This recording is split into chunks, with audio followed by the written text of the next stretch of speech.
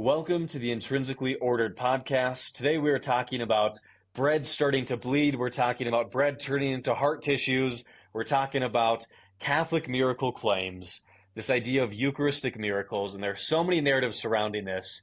And I'm joined from Kevin Non-Tradicath, to kind of look at the science behind them. Kevin, can you give us a quick intro of what are the narratives somebody might hear if they look up Eucharistic miracles on Google? What are some of the general cities and the outlines of how these miracles are sold to people? Yeah, well, thanks so much for having me on, Cade. And the main ones that people are going to find are going to be, I guess I'll list the most popular three. There's going to be Lonciano, Italy. There's going to be Buenos Aires, Argentina, and Tlaxcala, Mexico. And I went in that order because that's the temporal order, but it might also be the popularity order. So in the late 70s and early 80s, in Lonciano, Italy, there was a scientist who took a look at an ancient Eucharistic miracle. This miracle supposedly happened well over 1,000 years before, sometime in the 8th century. And that the scientists analyzed it, and sure enough, this piece of bread had turned into the flesh and blood of somebody, but who knows who, right? At Buenos Aires in 1992, 94, and 96, it's actually kind of like three Eucharistic miracles in one. There were three different instances of a Eucharist being turned into flesh and blood. And again, a scientist, this guy's name was Dr. Ricardo Castellan Gomez, he was able to lead an investigation into these, and sure enough, these things really were blood, right? We found that the blood was AB, and we found human DNA in it. And then that same scientist, Dr. Ricardo Castellan Gomez, wound up leading an investigation into a Eucharistic miracle in Tlaxcala, Mexico, with much the same results that he found in Buenos Aires. And there are a ton of other claims out there. And if you go down the rabbit hole on the internet of Eucharistic miracles, you will find this city at this century and that city in that millennium. And there are a ton of different claims. And today, Kevin and I are going to be jumping into the science behind them, actually looking at the original sources and kind of giving a critical analysis of this thing that is in many ways supposed to prove Catholicism. So let's jump into today's episode. And for the audience watching, I invited Kevin on to talk about Eucharistic miracles. He's done some videos on them. And Kevin put together and did a ton of extra work to put together a great PowerPoint presentation with quotes, with the material that we're looking at. Because what I often feel gets missed in these discussions is not just saying that something happened, but actually like looking at the quote. So Eucharistic miracles are kind of like these old wives' tales almost in Catholic culture that moms will tell to their Catholic kids before the kids are like even old enough to like understand the word transubstantiation, right?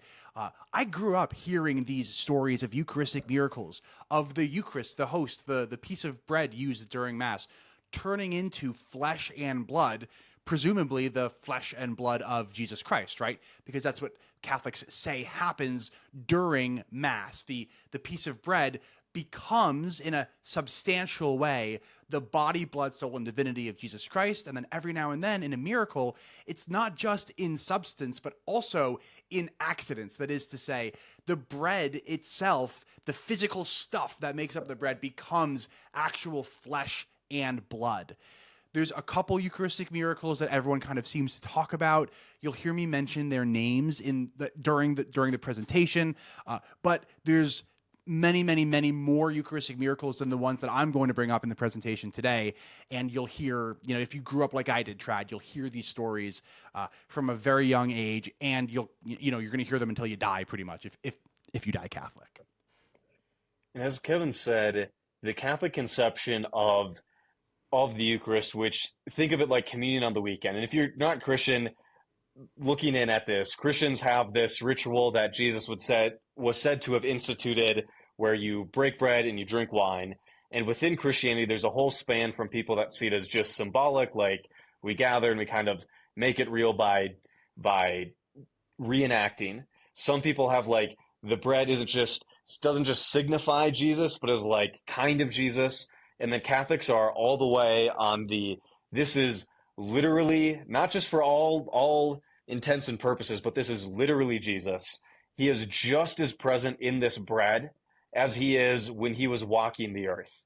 Like this is people kneel down before, people worry about every last crumb. People don't let the bread sit out alone because then Jesus would be alone and crying, I presume, is the theology there. But like if you're Catholic and you see the bread walking by, you kneel down before it because you want to reverence Jesus. It is, as they say, the source and summit of the Catholic faith. Like the importance of this cannot be overstated. I almost said understated, but then I realized that the same would have been the complete opposite statement. And when people say, "Oh, I could have cared less," it's like, okay, so I don't. Side tangent. Words are weird. Words are weird. Yeah, words are weird. Do you want to go to our first slide here and introduce that Eucharistic miracles aren't just something that the Vatican keeps in the back archives? This is something that Catholics talk about. Yeah. So this is a topic that actually matters. That was the point of these first couple of slides, that this is a topic that matters. This isn't something that, Kevin, why are you talking about this? Eucharistic miracles aren't, critical to the Catholic faith. Nobody must believe them. Yes, I understand all that. But people do.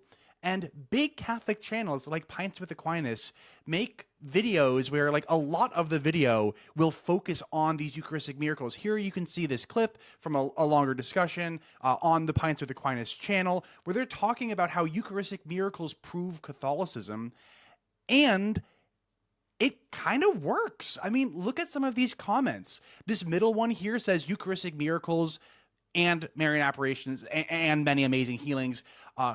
They have been instrumental not only in my coming back to the Catholic faith, but to my true conversion.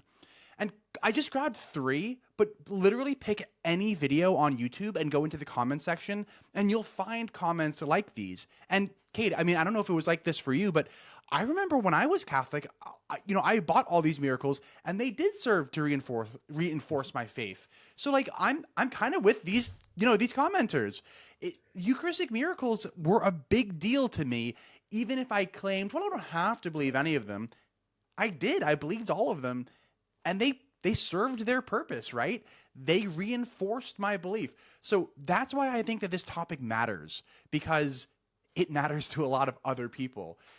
And if it turns out that all these other people are believing in these Eucharistic miracles, despite the fact that the science isn't what they think that it is, then I just want to share the facts with them so that everybody can make the most informed decision about what they're going to put their faith in and maybe what they're not going to put their faith in. Yeah, as somebody who runs a channel kind of related to Catholic deconstruction, if I had $1 for every time somebody commented, I want to leave, but the thing that keeps me in are Eucharistic miracles, or this Marian apparition, or this anecdote here, I think that the emotional resonance of Eucharistic miracles is absolutely unmatched compared to the other apologetic arguments. Because most of the pro-Christian apologetic arguments are some form of defining our terms, defining kind of our intuitions, extrapolating some sort of conclusion from our premises, or some translation of a word according to this writer in whatever decade. But Eucharistic miracles have this oomph to them, right? They're not some dry philosophy out there. This isn't just your professor. As the stories go, Jesus gives us these signs. The scientists don't know how to explain this. Scientists who do try to explain it end up converting, that nobody's been ever to touch these Eucharistic miracles. And these are signs. And I think Catholic apologists like to have their cake and eat it too when it comes to Eucharistic miracles, where, to your point, they'll first start with like, you don't have to believe these. These are optional. These, even if I were wrong about these, all of my arguments would stand, which is true from like the technical standpoint. But these same apologists, you look at their other talks when they know Kevin Non-Tradicath's not going to make a reaction video, and they're just talking to Catholics at the local parish, they start with these claims, and then they pump these claims up with a bike pump, and then they do balloon animal tricks with the science and these random quotes out there, and they throw on a show. And I think if you looked at Catholic Instagram or YouTube, the highest or the highest frequency of like similar words would be something about miracles, Eucharistic miracles, Marian apparitions, from Instagram comment sections to street preaching, Catholics sell the crap out of these miracles. And I mean, I get it, right? Like, I get Mm-hmm. why they do. Uh, I just so happen to think that using empiricism is the strongest way to justify a belief. So that is to say, I think that if you can, repeatedly demonstrate that the same thing happens over and over and over again whenever you do a certain experiment, I think there's a great reason to think that that's a good reason to believe something, and that's kind of what people purport to have in Eucharistic miracles. They purport to have empirical evidence of transubstantiation. Sure, every single time, every single Mass, every single day, it substantially changes. The Eucharist substantially changes, but Eucharistic miracles are the empirical evidence of this substantial change. So we don't get empirical evidence every time, but hey, we've gotten it enough. And so what do I mean by we've gotten it enough? Well, there was a book written about 5 years ago now called A Cardiologist Examines Jesus by Dr. Franco Serafini. It was originally written in Italian, translated into English, though. I think it was released at the same time. So I've read it in English, and I'm going to be using this book as a jumping off point for the conversation to talk about Eucharistic miracles. Obviously, I'm coming at this from a critical angle, and if you read A Cardiologist Examines Jesus, you'll find that Dr. Serafini is not. Dr. Serafini is very much so Catholic. In the introduction, he actually calls himself a cheerleader. He says that he can't help but cheer every single time, that there is another piece of evidence that seems to confirm these Eucharistic miracles. And, okay, Kevin, so what does confirm these Eucharistic miracles? Well, to Dr. Serafini's credit, he does cover a lot more than what I'm just going to cover in today's short presentation, but he does talk about these common features. So in the introduction, Dr. Serafini writes that we shall see an emerging pattern repeating itself with reassuring or baffling punctuality, depending on your point of view, a consistent pattern from one event to the next, regardless of their historical time or geographical location. And in the book, he goes on to cover the Eucharistic miracles at Lonciano, Buenos Aires, Tlaxcala, Sokolka, and Legnica. What are these emerging patterns that Dr. Serafini is talking about? Well, namely, it's more than two things in the book. Go read the whole book if you're so inclined.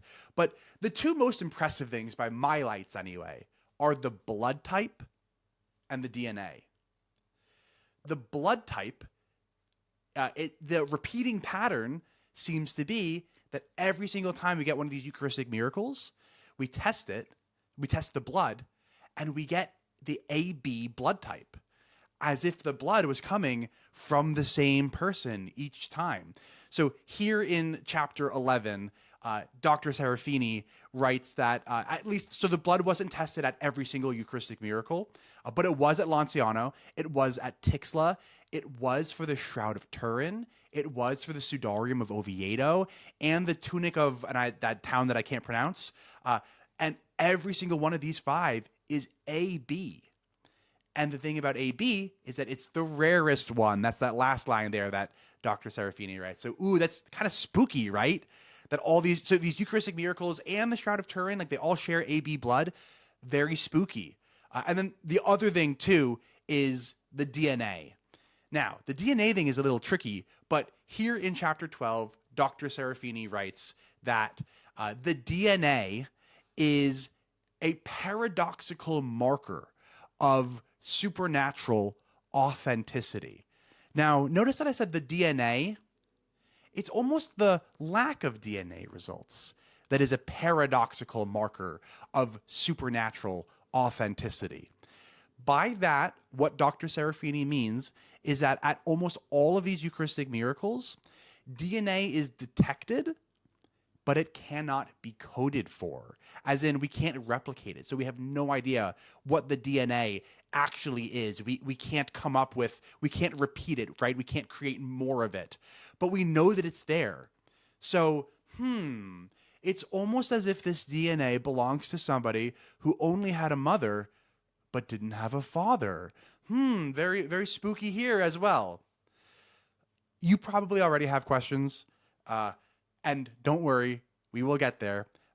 But what I'm going to do first is address the one before the other. So we're going to start with the blood type. And Cade, I want you to go ahead and interrupt me at any time because you know I'm going me. to jump in for one thing Do it. here. Catholics, like I said, on Eucharistic miracles like to have their cake and eat it too on nearly every level. They say they're not mandatory to believe, but yet they pump them up. And then what I often feel like in these Catholic conversations is they just say a scientist said this, a scientist has proof of that. They say, oh, and they ran this test and they found this thing. They did this science and they got this result.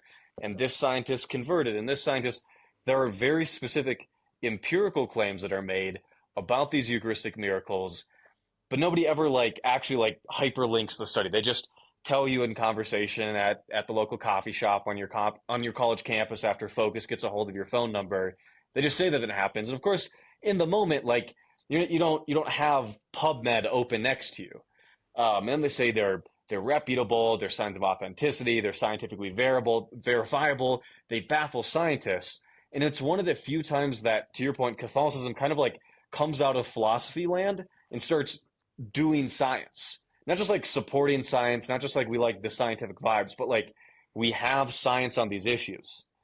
And so I think it's important if you want to play in the science field to do actual science. You don't get to do half science, half philosophy. You can do one or the other, but if you're entering into Kevin's court when it comes to science, have some source material. And I remember watching your series of videos, and maybe we should mention that first. Kevin has a much deeper dive into all of these Eucharistic miracles, and the number of people that I've told to just go to Kevin's channel on these issues because I'm so tired of talking to people about Eucharistic miracles. But Kevin is I think I can officially give you the title of the leading critical scientist on Eucharistic miracles. I don't know anybody who's actually looked at the Catholic miracle claims quite So to your degree.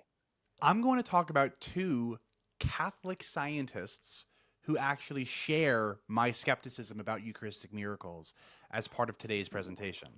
Oh, So as much as I am flattered by your dubbing me the leading person, maybe I'm the leading YouTuber talking about I these think things. that for sure that.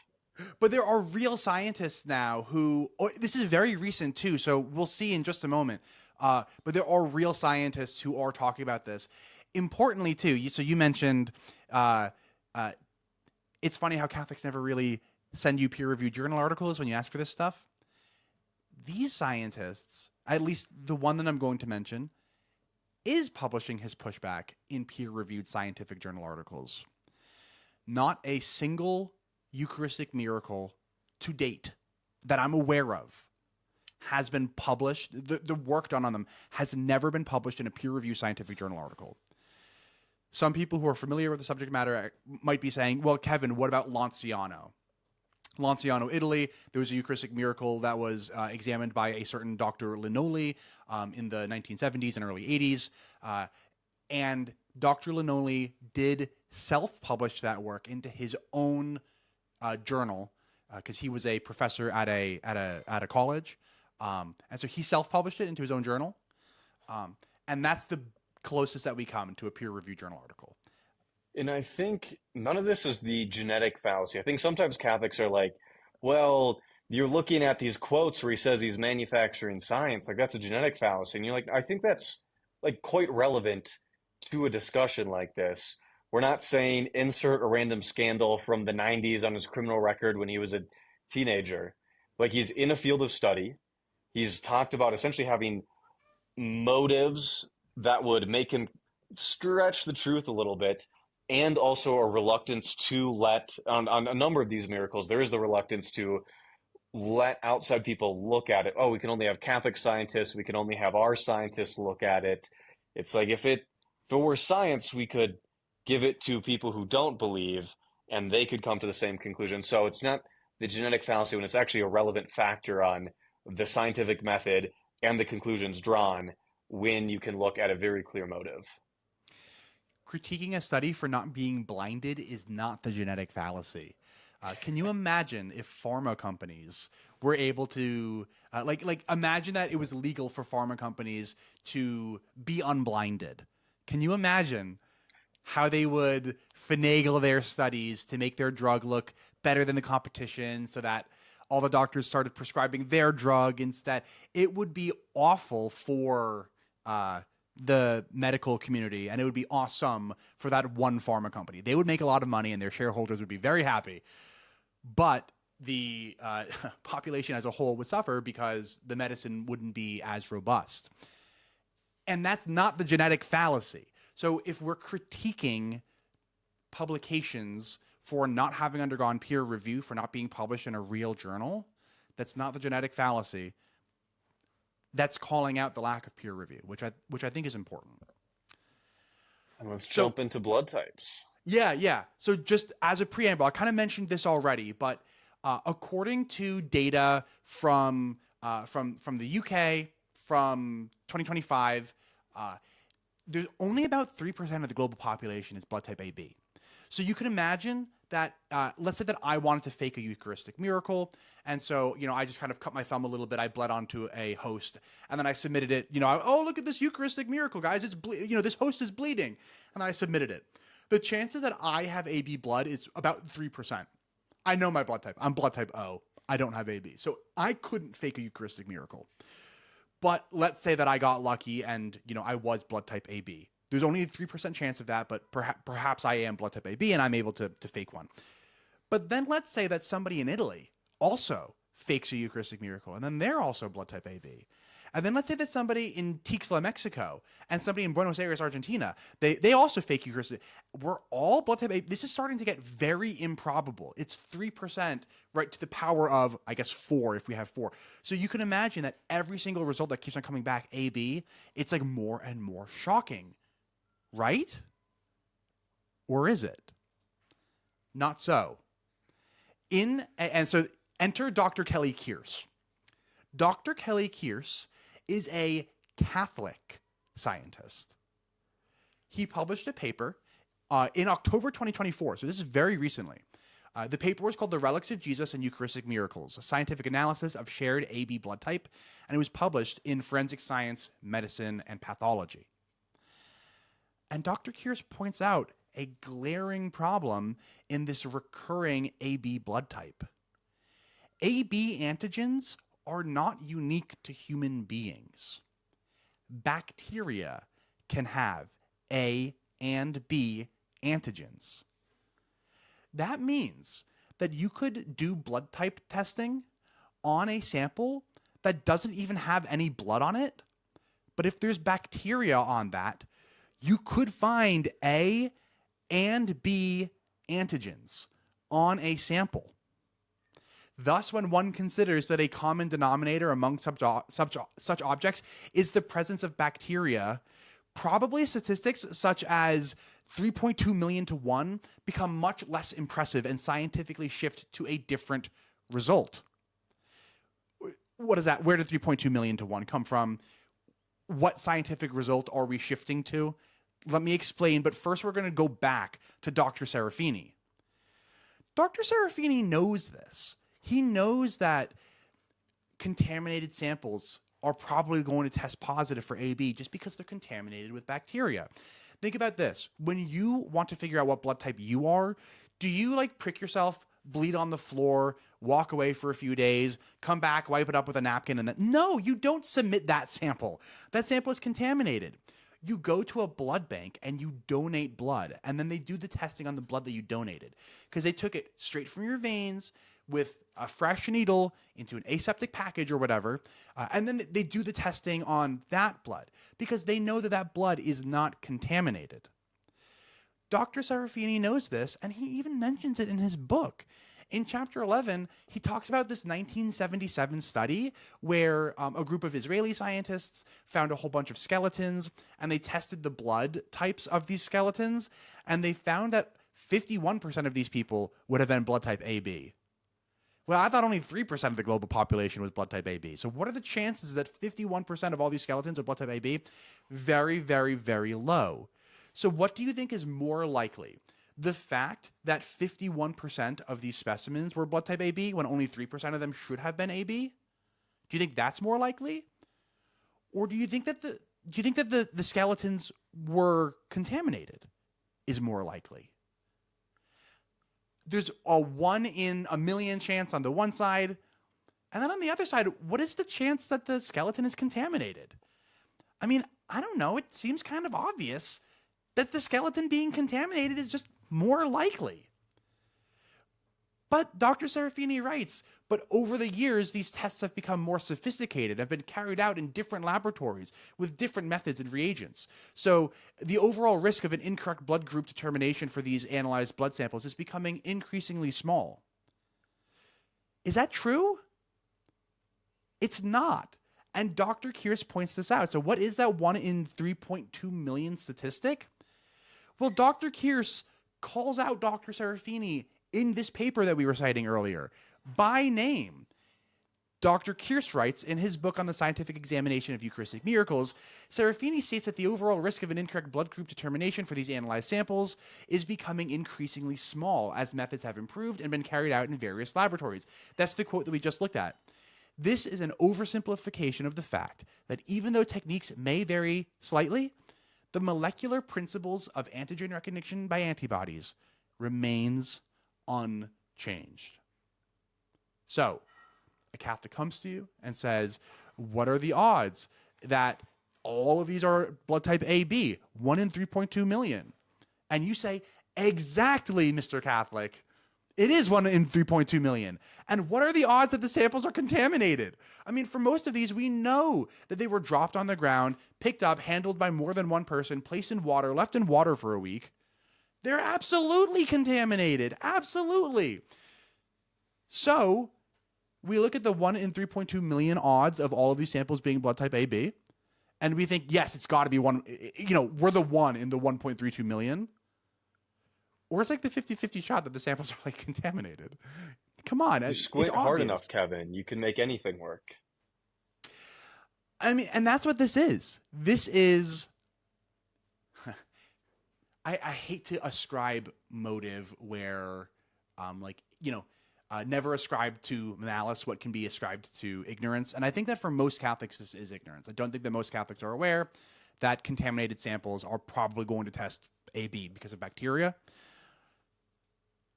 I do think, though, that somebody like Dr. Serafini does know this because, I mean, he even mentions it in his book, but he mentions in the intro to this book that he's a cheerleader for the Catholic cause.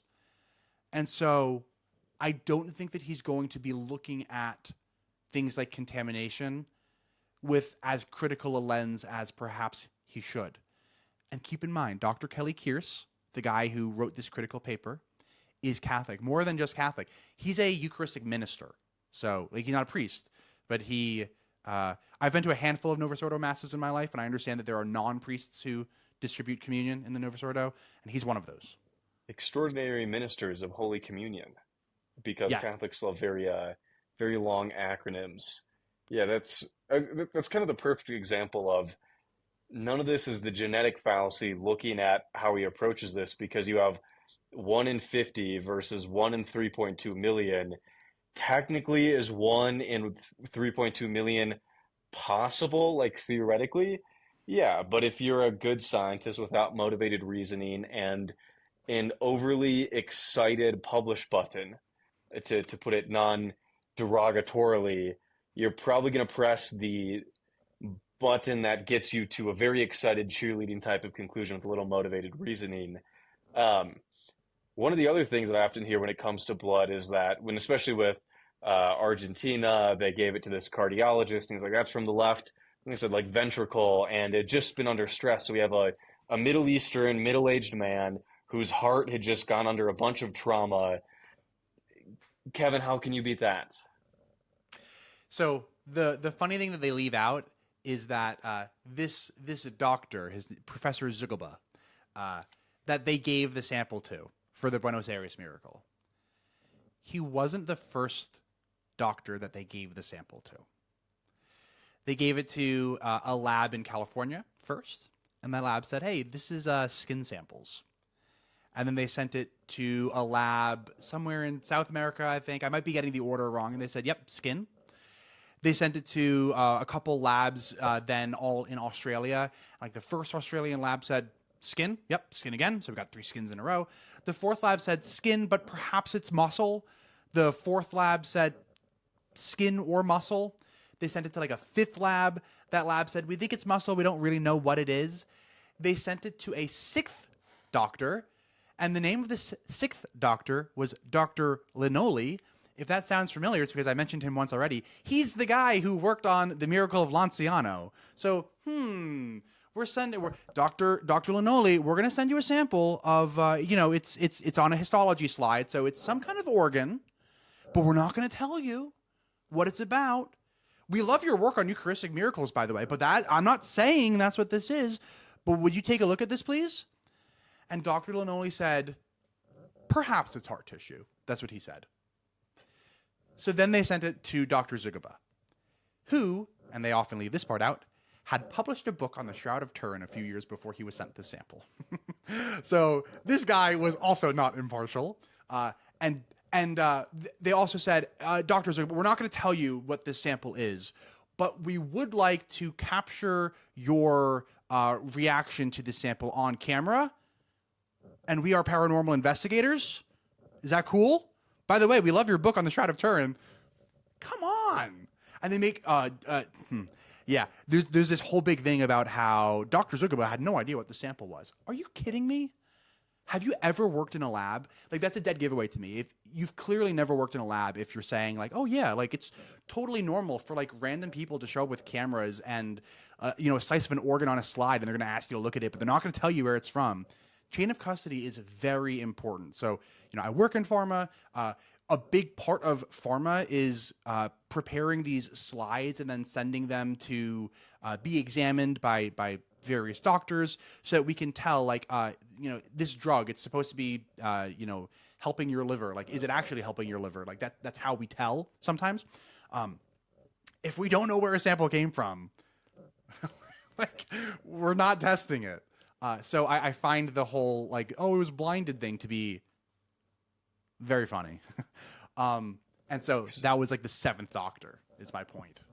I remember in my Catholic youth group, they played a big video on the screen on Eucharistic miracles and the saints that never decompose, the uncorruptible saints.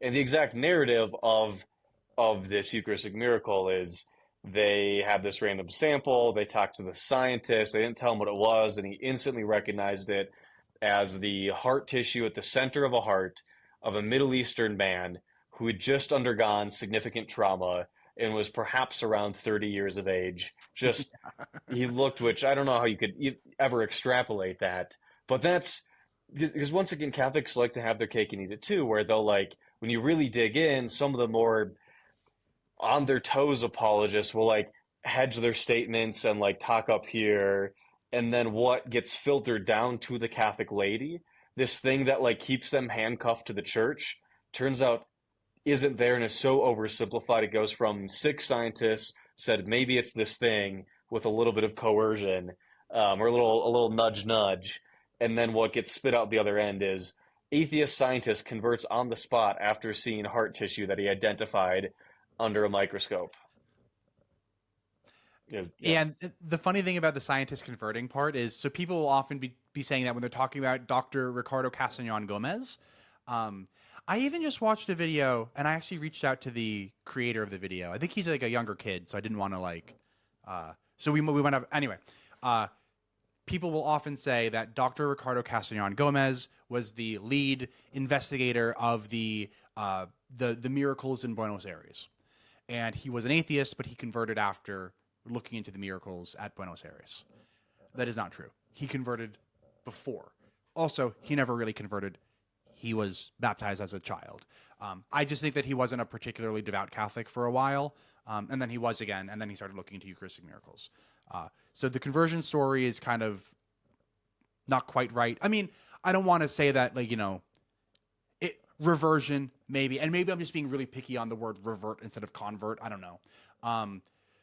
But it is important to note that this guy had converted prior to, had reverted prior to looking into the Buenos Aires miracles. Also, Dr. Ricardo Castañón Gomez is a complete nut. He's a snake oil salesman.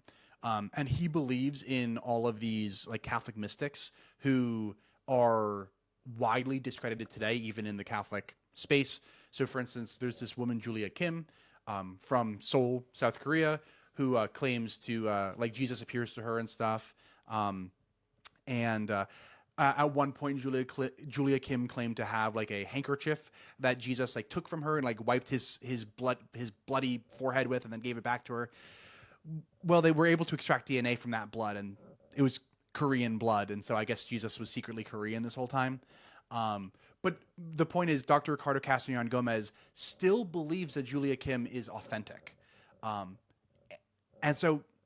this is the guy who was doing the lead research for the Buenos Aires Eucharistic miracles. Well, I think once again, we're looking at this with scrutiny, not because we want to be the word police, not because when you're out at the restaurant and somebody says something offhand about something irrelevant and you're like, well, do you have sources on that random story you told from high school? It's like, no. We're not doing this for fun. The whole point is that these stories are either weaponized and the worst light or used in a sales pitch in the best light. And if you saw an advertisement that made some like really gross generalizations, perhaps even outright lies when you were taking a medicine or you were buying your car, you too would demand scrutiny. And then your friend who's a scientist might tell a funny story at lunch and like you're not going to look at it. But because these are used as sales pitches, because these are used to shame people's kids back into the church, because these are used to uphold other teachings, like these teachings are very closely associated with other very harmful teachings. It's not like Kevin and I really care about like contamination and bread from a few decades ago. Like these are used in connection with something that's used perhaps hoodwinking or getting people to believe something before they have the ability to really look into the claims is why we're kind of going through this with a fine-tooth comb. I'm anticipating the comments section already, and there will be at least one person that said, why do you even care? Yeah, they just sent it to a scientist. That's why do you have to say 6? You know, like because you sell stuff and get donations off of this. Like, yeah, and like we saw in those comments, right? People believe this, like they buy it, right? So that's why I think this matters. So the whole AB blood thing, that was kind of the first of those consistent patterns that Dr. Serafini is talking about in his book, A Cardiologist Examines Jesus. But I said that there was 2 things. The other thing I want to talk about is DNA. This is that same quote from earlier. The lack of consistent DNA results or the presence of inconclusive DNA results, that is a paradoxical marker of a supernatural authenticity about these miracles. Why? Well, because if Jesus was born of a virgin, his DNA is going to look very different from ours, right? So that's how we know. I went ahead and I grabbed a couple different quotes from the book to show what I'm talking about with regards to the paradoxical nature, the lack of DNA results. So a lot of people don't realize that Buenos Aires was actually 3 separate Eucharistic miracles, 1992, 1994, 1996. The samples from 92 and 96 were both submitted for DNA profiling. And in the 1992 case, the DNA profiling analysis failed to identify any of the standard STRs. And an STR, without trying to get too deep into the weeds, is just if it's human DNA, you should find these human STRs in the DNA. But none of those human STRs were found in this DNA. So we found DNA, we just failed to identify it as like standard human DNA. Again, in 96, we failed to identify any of the 10 standard genetic profile markers, the STRs. So Buenos Aires 1992 and 1996 failed to identify. Tlaxcala 2006, no protein coding gene sequences could be identified. But again, we did find DNA, we just couldn't identify the standard human STRs. So that is what that is what Dr. Castellan Gomez and perhaps the author of A Cardiologist Examines Jesus, Dr. Franco Serafini. That is what they're referring to as a paradoxical marker of supernatural authenticity. We're finding DNA, but it's very different than standard human DNA. It's almost like it's divine DNA, right? Because isn't this exactly what we would expect to find if indeed there was divine DNA? What if this is also exactly what we would expect to find under other circumstances? That's exactly the question that Dr. Kelly Kiers asks, same guy as the last paper, in his November 2024 article published in Forensic Science and Research, Scientific Analysis of Eucharistic Miracles, Importance of Standardization in Evaluation. Saying that, oh, we couldn't identify human STRs, that must mean that this is supernatural DNA. Dr. Kiers says that this is an over-exaggeration of the findings. The very low concentration of human DNA that was recovered is characteristic of contaminating DNA, the likely result of someone touching the samples. That's a very different situation than having an abundant amount of human DNA which could not be amplified. In reading the narrative of these incidents, right, all of them, it is clear that these samples were handled by multiple persons, understandably without PPE, personal protective equipment. How many priests are wearing gloves when they administer Holy Communion, right? And if they're putting it in somebody's hands and then they drop it, that's two people's hands who've touched it before it hits the floor, where people have walked, where skin cells have fallen. I don't know. It doesn't seem crazy to me that there might just be contaminating human DNA on these samples. We know that humans have touched them. And if humans have touched them, it's not shocking that there's a small amount of human DNA on these samples, but not enough to be replicated via PCR. Not enough to actually find those standard STRs. So, what is being sold to us as evidence of divine DNA is also evidence of contamination. And what do we think is more likely? I'm going to start using the term paradoxical marker next time I get like a traffic ticket. I'm going to go to court and they're going to say, we got you on radar going that speed, and go, that's a paradoxical marker of the supernatural entity that's trying to mess with my driving record. Yes. You'd be like, If there was an invisible, intangible Jesus running at 90 miles an hour past that radar gun at the exact moment that I was also driving by at 60 miles per hour, the speed limit, well then I would exactly expect the radar gun to say 90 miles per hour. And lo and behold, the radar gun did say 90 miles per hour. So that must have been Jesus running past my car, right? I know that sounds ridiculous, but that's exactly what is happening with these Eucharistic miracles. We're finding evidence of contamination, but then putting a marketing spin on it. Ooh, this must be evidence of the supernatural quality of the DNA. No, that is absolutely not the case.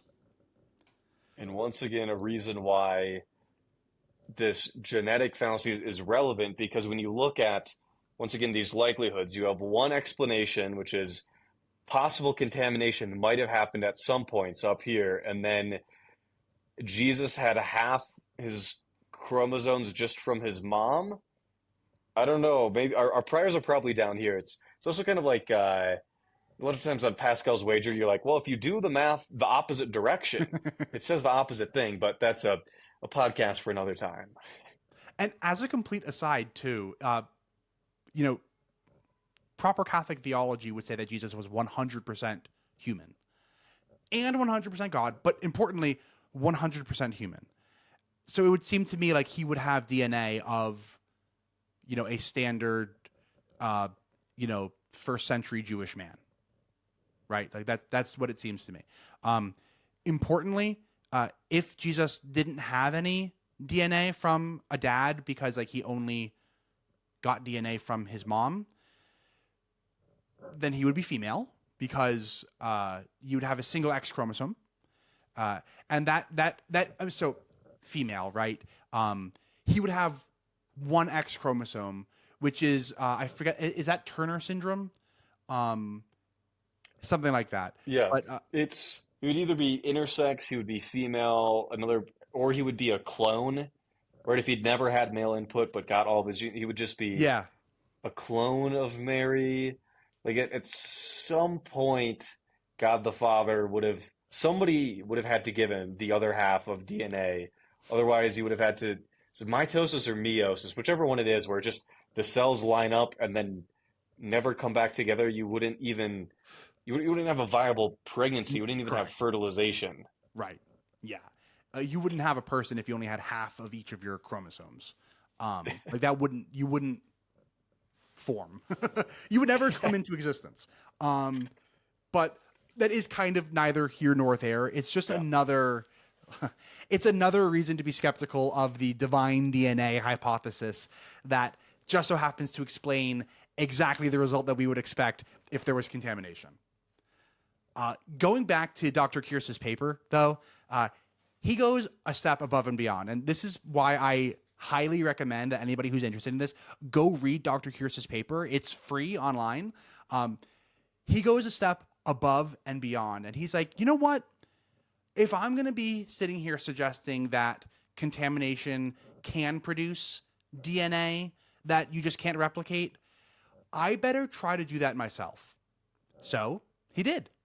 Dr. Kiers and his team bought communion wafers from Kavanaugh Altar Bread's company, the company that provides all of the communion wafers in all of North America.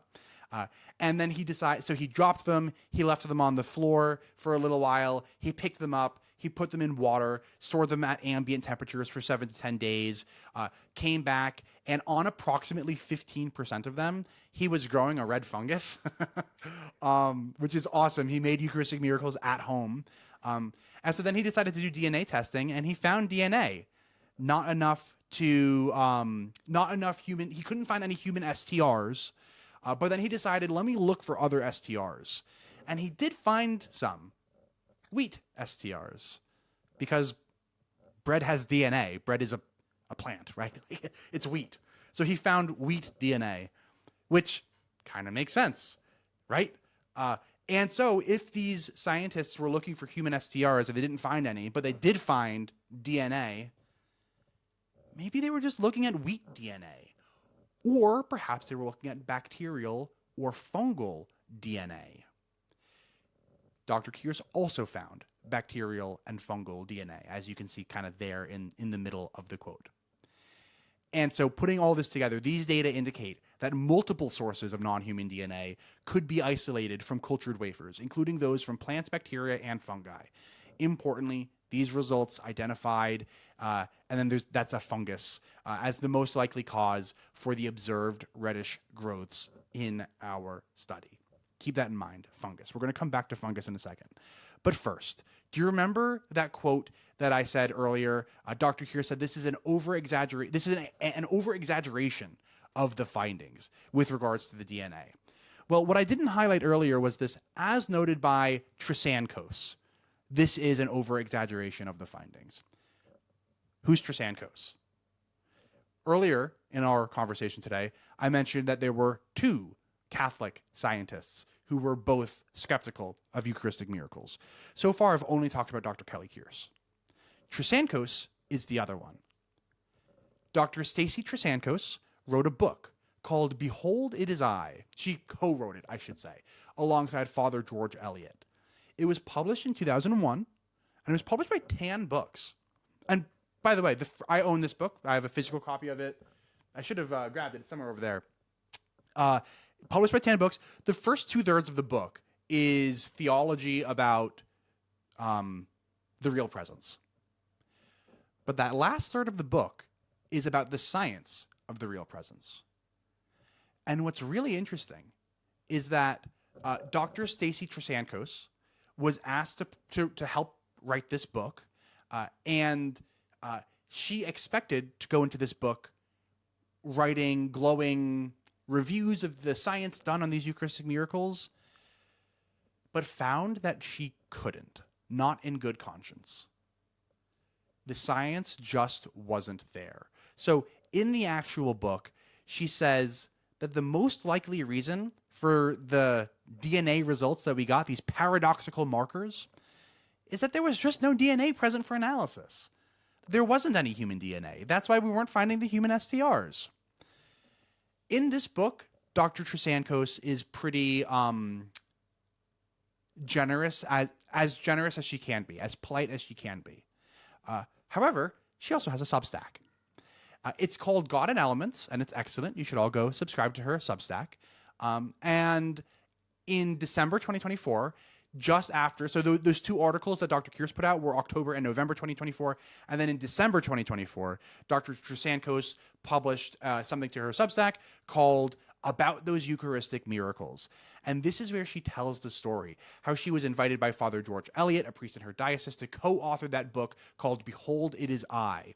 She was to cover the Eucharistic miracles. She thought it would give her a chance to dive deeper and surely find the data that had been missing. But when she looked at the books and spent a lot of money buying all the resources that might have any information, she was more frustrated than ever. There was no transparency, no methods or explanations, and very limited data. The conclusions did not follow. They were exaggerated and unsupported. One was flat out fraudulent. Yet popular Catholic personalities repeat them all the time. She remembers thinking, great, I have to be the jerk who points this all out. It would have been so much more easy for her to go along with the stories. Here's a chemist who became Catholic, and she says the science is solid. Hallelujah. But the science is not solid. It would have been so much easier just to go along with the stories.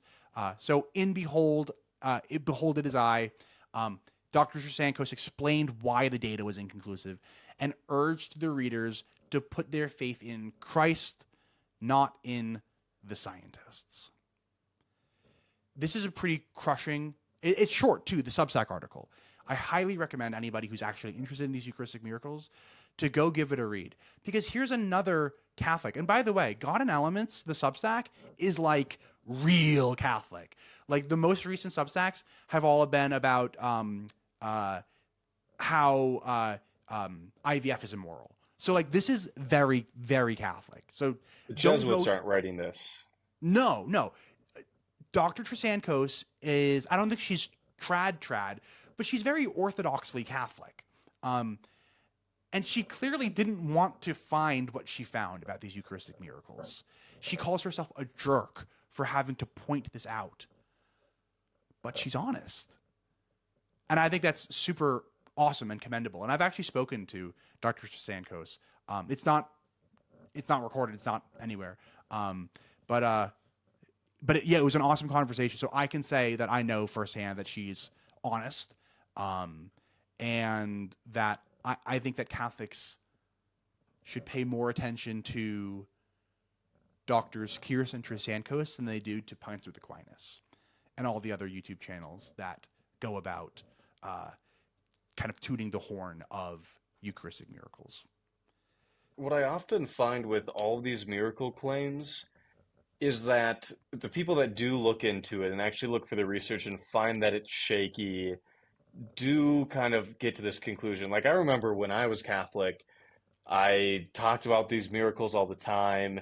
And then I remember like actually Googling it and I just like couldn't find the original sources.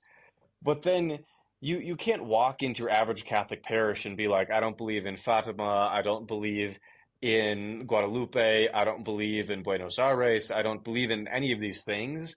It's socially frowned upon to criticize them because they help us, and even if they're wrong, they still help us, and if they're real, then they definitely help us. And you pointing it out, because they're not necessary, then the criticizers can drop it because the church is like, oh, you don't have to. It's very much like a Newtonian fluid where like when you actually like look at it, you kind of like stick your hands in and there's just like no bottom to it. And then all of a sudden an apologist will be talking about like abortion and then they're like, bam, Eucharistic miracle, or like, boom, Marian apparition said this. And you're like, like it's frustrating because the same people who will use that, they'll use something like Fatima or Eucharistic miracles. They'll use that as a tool for evangelization on people who don't know better. And then when they find somebody who does know better, well, these are just optional. You don't need them. And I challenge you to go find a Catholic who doesn't believe in these, or a Catholic. And I mean, I guess I just showed you two, right? Dr. Kiers and Dr. Trian Cos. But for every Dr. Kiers and for every Dr. Trian Cos, we have thousands and thousands of Catholics who do believe these and leave comments under Pints with Aquinas videos talking about how important these are to their faith. Well, among the influencer class within the church, there's the academic, there's a bunch of branches to the church, but there's a very distinct like influencer class to the caste system of the Catholic Church. And among the influencer types, you'll never see any of these big names on one of their weekly videos. It's just like, hey, I don't really believe any of these Eucharistic miracle claims. It's always this issue or that issue. And both Kevin and I have talked to apologists out there trying to get them to look at these topics. And in private communications, they don't want to because, as you said, they go back to you don't have to believe them. We don't want to debate them. But it's the same type of figures. And when they get hired to do a parish mission, they'll talk about Eucharistic miracles. And to your point, when they know they're in an audience of people that aren't going to have pushback, because even if you're the smartest philosopher and some apologist throws out a study from Serafini, you're not going to know how to process that, right? You're talking about SDRs of wheat versus human genetic markers. Like you don't pull that off of your head. You can't look at the study. But then the people that do look at the studies don't find it. And as I've said earlier, I feel like Catholics just point to the data and they talk about the data. And then when you're like, show me a datum, then it's like, oh, um, Yeah, and you were even kind of being unintentionally generous to these Eucharistic miracles when you said, when you mentioned studies in relation to these Eucharistic miracles, there really aren't any. So all of the Buenos Aires miracles and Tlaxcala were investigated by Dr. Ricardo Castellan Gomez. He was the lead researcher. How many peer-reviewed journal articles has he published? 0. However, he has written books, and he'll include like little snippets of like reports from various labs that he's approached in like the appendix. But again, this is like a book, like not a peer-reviewed journal article. So who knows what he's putting in there, and what isn't he putting in there? How many labs did he approach? Because like keep in mind, the Eucharistic miracle at Buenos Aires started in so like the big one was the 96 one, and Ricardo Castellan Gomez got involved in 99 or 2000 or 2001, something like that, many years later, and he had possession of the samples until like 2005. So he had the samples for like 5-ish years. How many labs did he approach in that time? Nobody knows because there's no protocol, there's no study. It's just books that he publishes. Annoyingly, too, this isn't annoying. He publishes them in Spanish because that's his native language. But a lot of them aren't translated into English. At least if they are, I haven't found them. And that's really frustrating that they haven't been translated into English. Not all of them anyway. And I'm actually trying to brush up on my Spanish so I can actually read them. But that's neither here nor there. But if I were a scientist that had proof for the existence of God, proof of the Catholic sacraments, and I knew that if I translated my work or made it publicly accessible, it would save so many millions of souls from going to hell, like, I would do that. But things being a little sketchy or very limited in scope doesn't seem to be the logical conclusion of a normal, like, sane human being that has the best interest at heart, that just wants to save souls, and then they like plug their book to actually look at what's happening. So I have a bit of a I have a bit of a take on that topic, and this is actually, it kind of leads into the last 2 slides that I have. I think that most of the Catholic scientists who are kind of in the know about this are not very interested in getting involved in Eucharistic miracles. How come? Because they're always fungus. They're always mold. Yes, I even think Lonciano was mold. In fact, Dr. Linoli himself wrote that he found fungal cells in the flesh, right? But he still concluded that it was flesh anyway. But take a look at these headlines. So the one on the left-hand side of the screen is from 2011. The one on the right-hand side of the screen is from 2015. Both of these occurred in the United States. But look at those headlines. Communion host turned blood red due to fungus, not miracle. Bleeding host, quote unquote, was mold, not miracle, according to diocese. And I don't know if you heard all the hubbub about the Eucharistic miracle in Indianapolis that occurred just a matter of maybe a month or so ago at this point. 2 months? I don't know. Time has no meaning anymore. But that one was mold too. Shocker. But not really. They're always mold. All of them are mold. And I think that the scientists who look into this know that they're mold. So they're stuck with this kind of, they're torn between Scylla and Charybdis here. Do they play along, knowing full well that it's probably mold? Do they do that to try to avoid scandalizing the public, especially if the fervor for this perhaps miracle kind of gets away from them a little bit? Or do they go and they do the testing? And do they risk scandalizing the public? I think that the cost-benefit analysis there is simply in favor of not scandalizing everybody, letting them have their simple faith because, oh, hey, who am I hurting by not doing this testing? And so I think that for a lot of scientists, they're like, well, I'm not super interested in getting involved with this, actually. That's why I think that there is no standardized protocol. A big point of Dr. Kelly Kiers' paper was that we need a standardized protocol. The church needs to have some kind of protocol that says when you have a Eucharistic miracle that you're investigating, step number 1, step number 2, step number 3. That way we can kind of compare apples to apples, but no such protocol exists. And I don't think that there's any appetite for any such protocol because I think that the scientists who are in the know exactly how these are going to go before they even get tested. A lot of apologists talk about, well, we can trust these miracles, whether they're Marian or Eucharistic or related to saints in the canonization process, because the church doesn't just accept any claim, Kevin. They go out and investigate it themselves, and they try to prove it wrong. They got the devil's advocate, but the overwhelming preponderance of the evidence after these Vatican-approved scientists look at things that there is no other alternative explanation. And that just doesn't seem like the case. Once again, it seems like the gesture. We investigate Catholic miracle claims and don't believe everything is a gesture.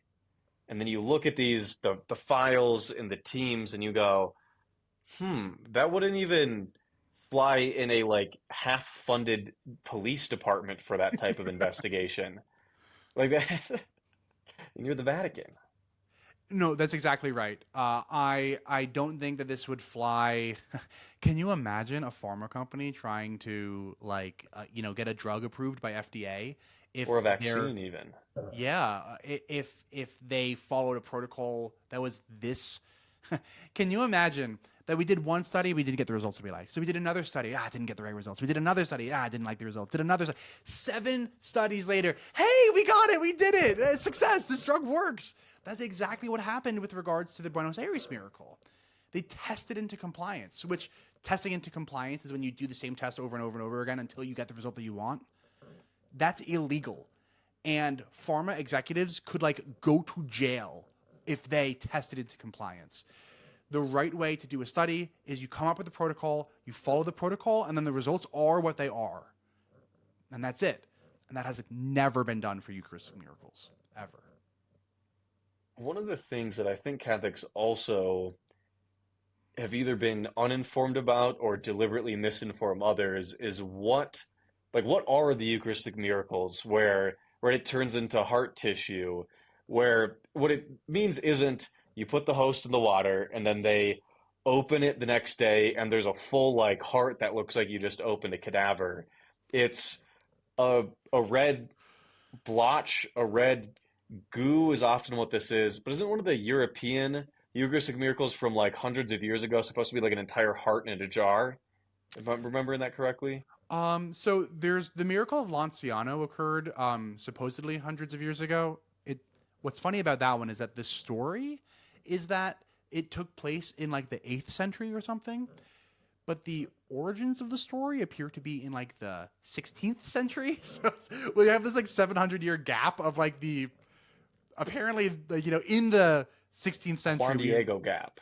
Yeah, well, way worse even than the Juan Diego gap. The Juan Diego gap's only like 100 years. We're talking like 700 years on this one, so it's way worse. But that one is, it's not like a whole heart. But that's the one that Dr. Lannoli looked at. And what's funny is you can go read Dr. Lannoli's report. That's the one that he self-published into his own journal, and that's the best one.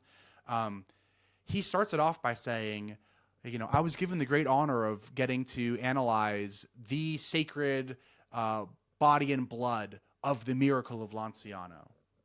That's how he starts it. So like he's clearly started with his conclusion and then just kind of doing science, but He quite literally started with his conclusion. He didn't think of the idea. His paper literally starts with the conclusion. Is a mhm, ironic use of yeah. that term. And it's also I didn't realize either that Buenos Aires is three different in Mhm, conveniently all in a what is that, a 4 year span. mhm, And it's like many reports of UFOs where as soon as the concept of green guys in a flying saucer first comes on the map, and then you look at like the reports of things that look exactly like the other reports, tend to have these clusters, and at different times in different places around the world, conveniently the supernatural, or in this case the uh, extraterrestrial claims, get planted in people's collective unconscious, where it's not like, I mean, I'm sure some of the alien people are lying, but when you've been told the aliens are flying saucers, you start seeing flying saucers, and then once that comes out of popularity, it changes to this other thing. So I think with Buenos Aires, to have them that close together, when they weren't having these in the 1200s in Argentina, they had them in a 4 year gap that were remarkably similar and brought in a whole lot of economic value and attention. mhm. Uh, and also the same thing happens with Marian apparitions. Lourdes and La Salette and Fatima all occur within like 50 years of one another in the late 19th and early 20th century in like the kind of western part, like the mountainous regions of France and Spain and Portugal. Like that's kind of weird. It's like it enters the zeitgeist kind of, and then all of a sudden there's these Marian apparitions everywhere. Um, and then Or the stigmata that yeah, first Jesus waited, what was it, 1200 years yep, to conveniently place these wounds on a place that aren't even accurate. For context, this would be a whole other episode on Catholic miracle claims, but a lot of very holy people are said to essentially get the wounds of Jesus on their hands, but conveniently this didn't happen for technically the majority of Catholic history. Jesus didn't give this out to anybody, and then conveniently they all clustered together, and then also were the wrong place where you would have been crucified at a different spot than where the wounds would have been. It's all these miracle claims sure seem to congregate and sure seem to enter the zeitgeist and then stay there, and then don't magically. Yeah, it's a from the outside looking in. If you're Catholic, I'd probably say like maybe put on the brakes when you're overselling this stuff, or at least like read the original papers or read some of the original documentation. yeah. And just something else to point out too about the cluster of Buenos Aires Eucharistic miracles too is, you know, what if that church was just a particularly good environment for growing mold? You Wait, were know? they all the same parish? Uh huh. Yeah, yeah. Same parish. Oh, I assume they were just like different places in this. That makes it Nope, same so parish. much better. Mm-hmm. That it in also all of these miracle claims have so much money that come along with them. You think Lord's France, if you were to add up the total revenue generated by the travel there, is astronomical. Not that Colin and I are communists that want to burn down all society and spending money, but if you have a good thing going for you and it comes again 2 years later, and then it's a really good thing, and then also conveniently on another odd numbered year, the same exact thing happens as the previous two. Once again, if from the outside perspective, a reasonable scientist is going to go like, there's kind of a through line here, and it seems to be that parish. But if you have a little motivated reasoning, maybe a little economic incentive, maybe a little uh, you hear voices and like whatever motives you want to ascribe, there's clearly explainable things and there's clearly not plausible claims around all of these. And I'm even happy to give the benefit of the doubt to the priests of this chapel in Buenos Aires. I'm happy to say that there was no economic incentive for them. I think it's enough that it's that chapel. I don't know what the climate of Buenos Aires is. Like, I don't know if it's particularly good for growing that certain species of mold or something like that. I don't know if the ground of that chapel is just particularly dirty because, like, maybe it's a very popular chapel and there's a lot of people, and so there's a lot of skin cells falling off. I don't know. But it seems to me like it's probably just a good environment for growing mold, and the priests probably honestly believed it. You know, if you kind of grow up Catholic, I mean, like I did, right? I I believed the Buenos Aires Eucharistic miracles just by looking at pictures of them. So if I, was a priest who was stationed in Buenos Aires and stuff, I don't know, I'd probably believe it too. So I'm not even saying that I'm not saying that I think that these people had bad motives. I don't know. I mean, they might have, but I'm not putting that forward as like I think that this was a hoax. I don't think it was a hoax. I think that it's bacteria that legitimately does look like blood. I mean, go look at the pictures, but then also go look at the pictures of the Eucharistic miracles at home that Dr. Kelly Kiers made. Also,